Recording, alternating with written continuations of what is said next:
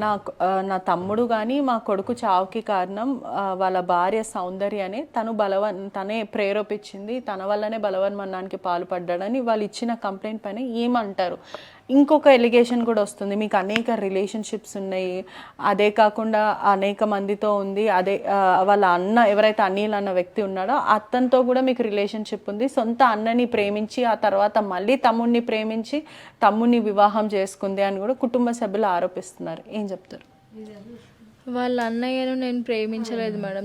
వాళ్ళు సొంత ఇంట్లో వాళ్ళు రిలేటివ్స్ కాబట్టి చిన్నప్పుడు వాళ్ళు పేర్లు పెట్టుకునేవాళ్ళు. నా శారీ ఫంక్షన్లో వచ్చి మా వాళ్ళకి తెలియకుండానే వాళ్ళు పట్టీలు వేసిర్రు నాకు. అంటే మా అమ్మాయి ఇంకా మా పెద్దోడికే ఇస్తాం ఈమెని అని చెప్పి మా వాళ్ళతోనే ఆ టైంలోనే వాళ్ళు మాట్లాడిర్రు. ఆయనతో అప్పుడు చాలా చిన్నప్పుడు శారీ ఫంక్షన్ ఎప్పుడు అవుతుంది మ్యామ్? 10-12 years ఏజ్లో అవుతుంది. నాకు ఆయనతో లవ్ ఎట్లా ఉంటుంది? ఫస్ట్ వాళ్ళు పేరు పెట్టుకున్నారు.